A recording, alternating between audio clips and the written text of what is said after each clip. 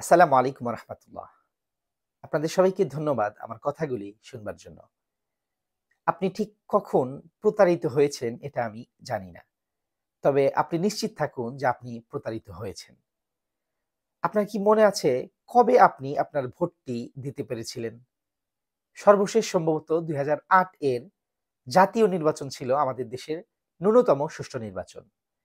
সে যাই হোক, এটাও আপনার মনে থাকার কথা সেই সময়ের জাতীয় কিংবা স্থানীয় নির্বাচনের সময় রাজনৈতিক দল ও নেতারা আমাদের কত রকম প্রতিশ্রুতি দিত। এই দল ক্ষমতায় এলে আপনার ব্যক্তিগত জীবনের এই ক্ষেত্রে উন্নতি ঘটবে, আপনার মৌলিক অধিকার নিশ্চিত হবে কিংবা আপনার সমাজে সাম্যতা ফিরবে। এরকম নানা ইস্তেহার আমরা দেখে এসেছি। বাংলাদেশের স্বাধীনতার অর্ধ শতাব্দী পেরিয়েও এসবের হিসাব কি মিলেছে? না, আমাদের কারোই হিসাব মেলেনি। এ কারণেই বললাম আমরা সবাই প্রতারিত, এটি নিশ্চিত। ২৪ এর গণ অভ্যুত্থানের পর অনেকেই এই প্রশ্নটি সামনে এনেছেন, কেমন বাংলাদেশ আমরা চাই? আজকের ভিডিওতে আমার প্রত্যাশার বাংলাদেশের কথা বলতে চাই। আপনার পছন্দের বাংলাদেশ কেমন হবে সেটাও আমাকে কমেন্টের ঘরে জানাতে পারেন।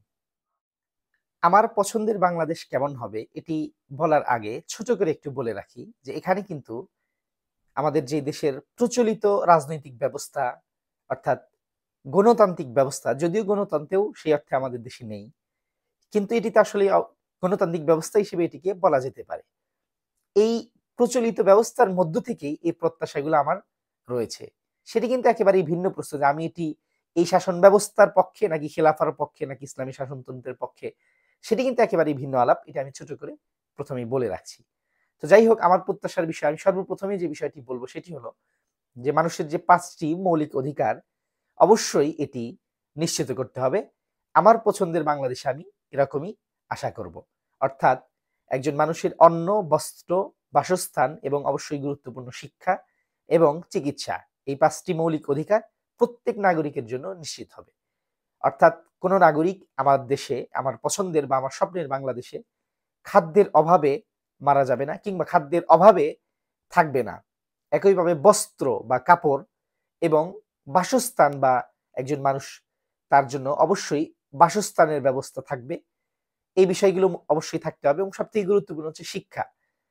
একজন নাগরিক তিনি অবশ্যই উচ্চ মাধ্যমিক বা নিম্ন মাধ্যমিক বা উচ্চ মাধ্যমিক পর্যন্ত তার জন্য শিক্ষাগত যেই শিক্ষার যে ব্যবস্থা, এটি অবশ্যই আমার পছন্দের বাংলাদেশের যেই রাষ্ট্র ক্ষমতা তারা এটি নিশ্চিত করবে। বর্তমানে আমরা জানি আমরা শিক্ষায় কতটুকু পিছিয়ে আছি। আমাদের বাংলাদেশের হিসাবে যদি মাধ্যমিক শিক্ষার হিসাবেও আমি ধরি, তাহলে মাধ্যমিক শিক্ষা বা বিদ্যালয় কিন্তু প্রত্যেকটি গ্রামে আমার ধারণা এটি নেই। কারণ বাংলাদেশের গ্রামের সংখ্যা প্রায় ৯০,০০০ মতো এবং আমার জানা মতে এই প্রাথমিক বিদ্যালয়ের সংখ্যা বাংলাদেশে ৬০,০০০ এর মতো বা আশেপাশে হতে পারে। এর অর্থ হচ্ছে প্রতিটি গ্রামে কিন্তু প্রাথমিক বিদ্যালয় প্রতিষ্ঠা হয়নি। আর যদি উচ্চ মাধ্যমিক সরকারি বিদ্যালয়ের কথা বলি সেক্ষেত্রে তো আরো অনেক পিছিয়ে, সম্ভবত ২০,০০০ এর মতো এই উচ্চ মাধ্যমিক সরকারি বিদ্যালয় আমাদের বাংলাদেশে রয়েছে। এবং আমরা যদি শিক্ষা খাতে আমাদের যে বাজেটের যে শতাংশের হিসাব, এটি যদি আমরা লক্ষ্য করি তাহলে দেখব যে আমাদের সমগ্র বাজেটের সম্ভবত ৮-৯% আমাদের শিক্ষা খাতে বিনিয়োগ হয়ে থাকে।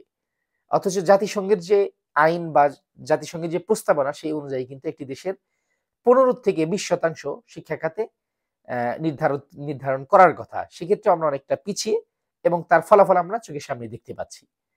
একই ধরনের আরেকটি ক্ষেত্র হচ্ছে চিকিৎসা। প্রতিটি নাগরিক ন্যূনতম চিকিৎসা রাষ্ট্রের পক্ষ থেকে পেয়ে থাকবেন, যেরকম উন্নত বিশ্বে হয়ে থাকে।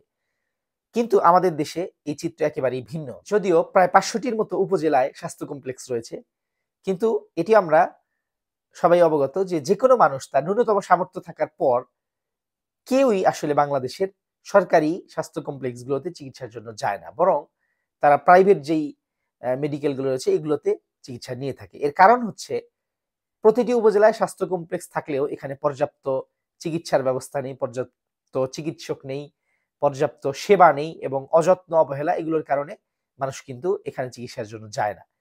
এই বিষয়গুলো অবশ্যই সুনিশ্চিত হতে হবে। মোট কথা আমার এক নাম্বার প্রত্যাশা হচ্ছে আমার স্বপ্নের বাংলাদেশের কাছে যেখানে 5টি মৌলিক অধিকার প্রতিটি নাগরিকের জন্য নিশ্চিত হবে। আমার স্বপ্নের বাংলাদেশ কেমন হবে এর 2 নাম্বার ক্রাইটেরিয়া হচ্ছে এখানে প্রকৃত অর্থেই বাকস্বাধীনতা থাকবে। বাকস্বাধীনতা কেন প্রকৃত অর্থে থাকবে এটির 2টি দিক রয়েছে। প্রথম দিকটি হচ্ছে যে এখানে কোনো ব্যক্তি কোনো গোষ্ঠী বা কোনো ধর্মের বিরুদ্ধে কোনো বিরূপ মন্তব্য করতে পারবে না। অর্থাৎ আমি মুসলিম, আমার ধর্মের বিরুদ্ধে, আমার নবীর বিরুদ্ধে কোনো ব্যক্তি কটাক্ষমূলক মন্তব্য করতে পারবে না। একইভাবে অন্য ধর্মের যিনি অনুসারী তার ধর্ম বা কিংবা তার মতাদর্শ, তার বিশ্বাস নিয়েও অন্য কোনো ব্যক্তি এই ধরনের মন্তব্য বা কটাক্ষমূলক বাক্য উচ্চারণ করতে পারবে না। এটি হচ্ছে আমার দৃষ্টিতে প্রকৃত বাকস্বাধীনতা।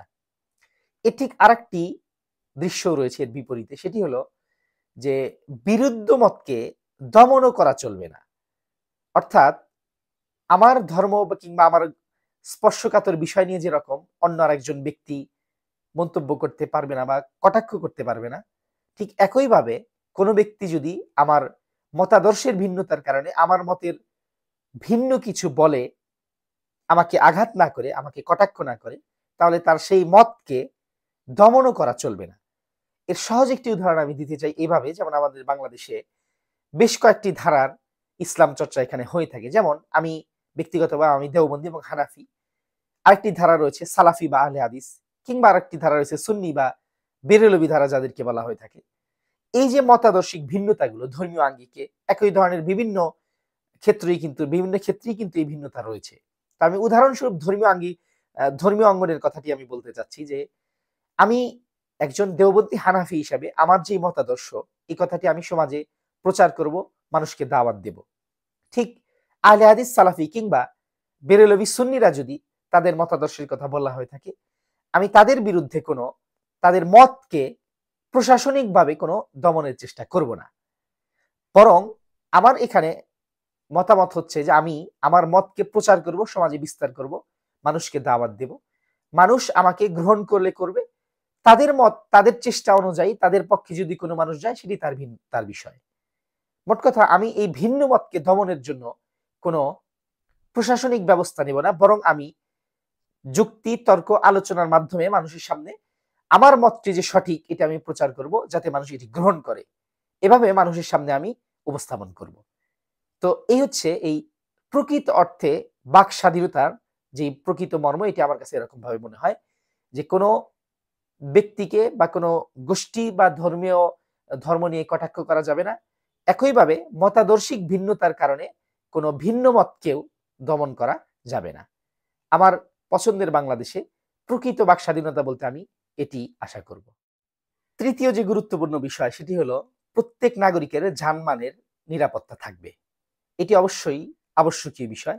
একজন মানুষ তিনি তার ব্যক্তি, তার পরিবার, তার সম্পদ সবকিছুকেই তিনি যদি নিরাপদ মনে না করেন, তাহলে সেই সমাজ কখনোই সুষ্ঠু সমাজ হতে পারে না। এজন্য অবশ্যই প্রত্যেক নাগরিকের জানমালের নিরাপত্তা দিতে হবে। এটি আমার স্বপ্নের বাংলাদেশের আরেকটি প্রত্যাশা। আরেকটি বিষয় হলো যে আমাদের সমাজে সাম্যতা গড়ে উঠবে। এখানে জাতিবাদ, অঞ্চলবাদ, ভাষাবাদ, শ্রেণীবাদ, বর্ণবাদ এগুলোর কোনো অবকাশ থাকবে না। সমাজের সবাই মিলে একসাথে এক রকম মানুষ হিসাবে আমরা সমাজে বিলং করব। যদিও আমাদের সমাজে সেই অর্থে জাতিবাদ বা অঞ্চলবাদ নেই, তবে শ্রেণী বৈষম্য তো অবশ্যই আমাদের সমাজে রয়েছে। পুঁজিবাদের যেই কুফল, এর বাস্তবতা কিন্তু আমাদের সমাজেও রয়েছে। ধনী গরিবের যে বিভেদ কিংবা অন্যান্য যে বিভেদগুলো রয়েছে, এগুলো অবশ্যই কম বেশি আমাদের সমাজে বিদ্যমান। তো এই ধরনের অবস্থা থেকে আমাদের সমাজ বেরিয়ে আসবে, আমার স্বপ্নের বাংলাদেশ আমি এরকমই আশা করি। আরেকটি বিষয় হচ্ছে অবশ্যই ইনসাফ নিশ্চিত করতে হবে। ন্যায় যদি নিশ্চিত করা না যায়, তাহলে সেই সমাজে কখনোই অন্যায়ের পথ বন্ধ হয় না। অন্যায় বন্ধ করার জন্য সবথেকে প্রধান যে বিষয় সেটি হচ্ছে সমাজে ইনসাফ নিশ্চিত করা।